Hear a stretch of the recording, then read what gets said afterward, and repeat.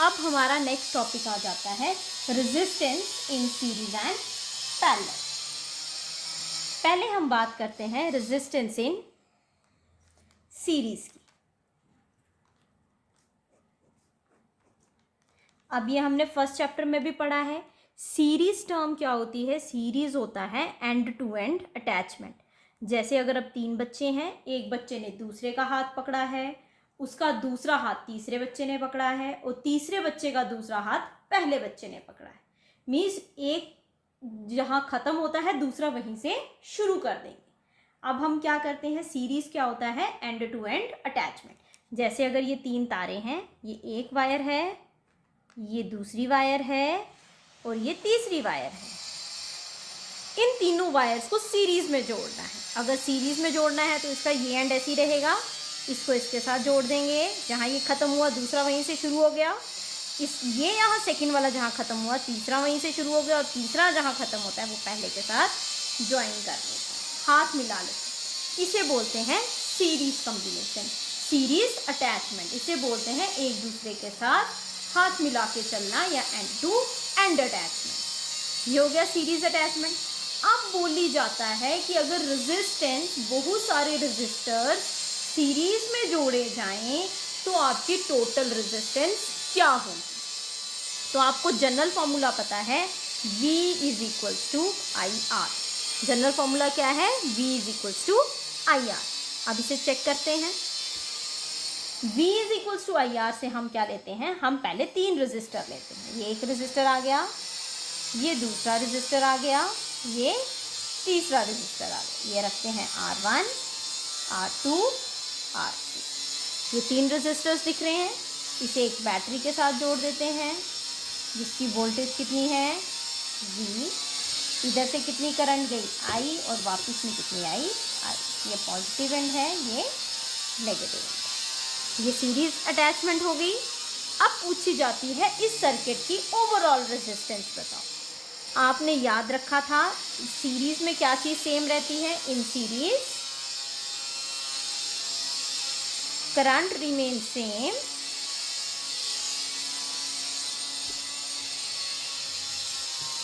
while voltage varies। याद रखिएगा series combination में करंट सेम रहता है और क्या चेंज होता रहता है? वोल्टेज। वोल्टेज आपके इस एंड से इस एंड तक V है, बट यहाँ से यहाँ तक तो V नहीं है, तो यहाँ मैं इसको नाम देती हूँ V1। जो R2 में जा रही है वो V2 है और जो R3 में जा रही है वो V3 है। बट इस एंड से इस एंड तक वोल्टेज कितनी है? V। अगर वो वोल्टेज V है तो ओवरऑल वोल्टेज आपकी कितनी हो गई? V is equals to V1 plus V2 plus V3। Equation 1। अब आपको पता चल गया आपकी ओवरऑल वोल्टेज कितनी है? V1 plus V2 plus V3। और हमें जनरल फॉर्मूला पता है V is equals to I R. अभी मैंने आपको इधर बताया कि करंट क्या रहती है? सेम रहती है। अगर करंट सेम है तो इधर भी करंट आई होगी, इधर भी आई होगी और इधर भी आई होगी। तीनों जगह करंट क्या होगी? सेम होगी। तो हमें पता है since we know that V is equals to I R होता है, तो V1 किसके बराबर हो जाएगा? I R1 के, I R1 के। V2 किसके बराबर हो जाएगा? I R2 के। V3 किसके बराबर हो जाएगा? I R3 के। ये बात आपको समझ आ गई? इन सभी इक्वेशंस को, इसको मैं A नाम दे देती हूँ। Put equation A in equation number 1। Put equation A in equation number 1। इस पूरी इक्वेशन को अगर फर्स्ट में पुट करते हैं तो V की जगह क्या लिखूंगी? I R. V1 की जगह IR1, V2 की जगह IR2, V3 की जगह IR3। यही टर्म्स आएंगी। I यहाँ ऐसे ही रखा, R यही आया, इधर से I कॉमन। अगर इधर से I कॉमन आ जाएगा तो यहाँ आ जाएगा R1 plus R2 plus R3। I and I cancel out, then R is equals to R1 plus R2 plus R3। ये किसका था? सीरीज का था। तो दिस मीन्स अगर सीरीज में रेजिस्टेंस लगी हो तो आपने सिंपल क्या करना है, उन सभी रेजिस्टेंस को ऐड कर लेना है। एक एग्जांपल लेते हैं। For example, if 2 ohms, 5 ohms and 1 ohm resistors are connected in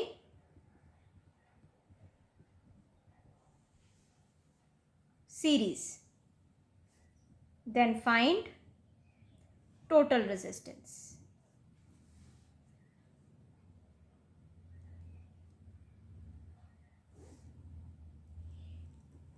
क्या बोलता है, अगर 2 ओम, 5 ओम और 1 ओम के रेजिस्टर किस तरीके से लगाए हैं, सीरीज में लगाए, तो टोटल रेजिस्टेंस बताओ। अभी हमने पढ़ा अगर सीरीज में लगा हो तो टोटल रेजिस्टेंस सिंपली क्या करना है, ऐड करना है। तो हम लिख देंगे R total is equals to 2 ohms plus 5 ohms plus 1 ohm. तो कितना हो जाएगा, 5 और 2 7, 7 और 1 8 ओम्स। ये डायरेक्ट हो गया।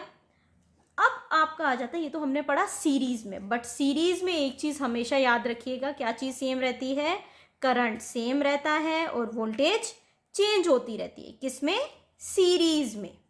अब बात आती है पैरेलल कॉम्बिनेशन में, अगर ये पैरेलल में जुड़े हो। बट पहली बात आती है पैरेलल कॉम्बिनेशन होता क्या है। पैरेलल होता है जो आपका रेजिस्टर है, उसके 2 एंड्स हैं, उसके 2 सिरे हैं, वो दोनों एंड्स डायरेक्टली बैटरी के साथ अटैच हो।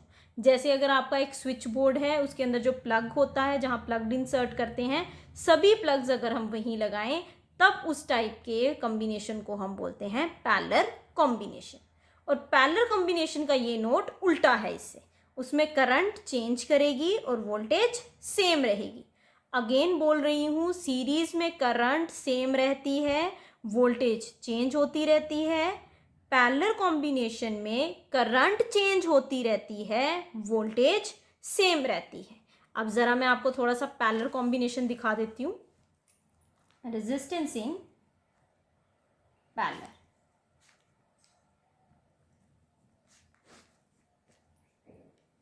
अब देखते हैं पैरेलल कॉम्बिनेशन में रेजिस्टेंस कैसी होती है।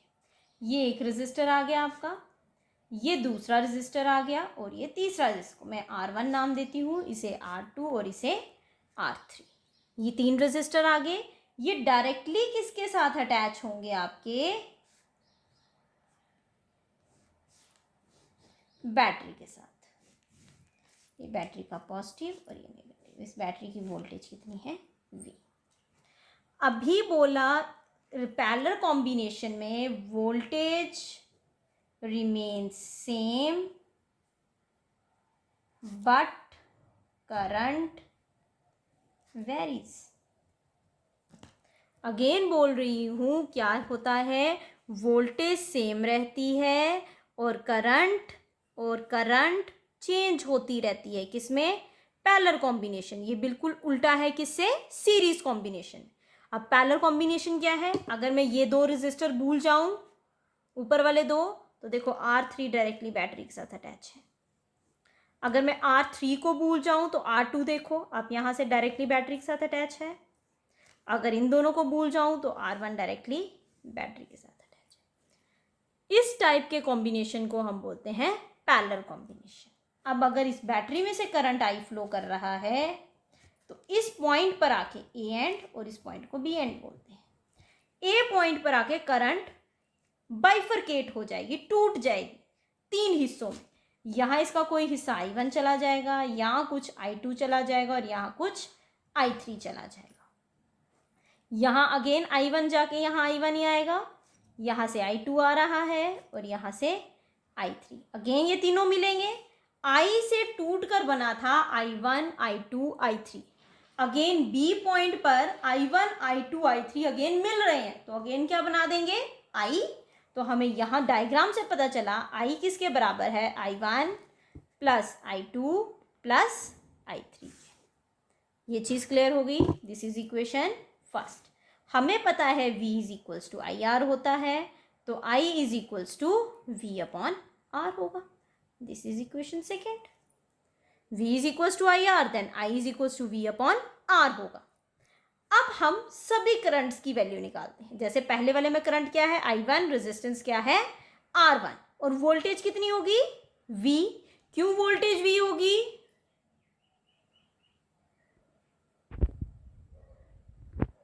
क्यों वोल्टेज V होगी, क्योंकि वोल्टेज आपकी पैरेलल कॉम्बिनेशन में सेम रहती है। अब यही क्या बन जाएगा, अब मैं I1 की वैल्यू निकालूं तो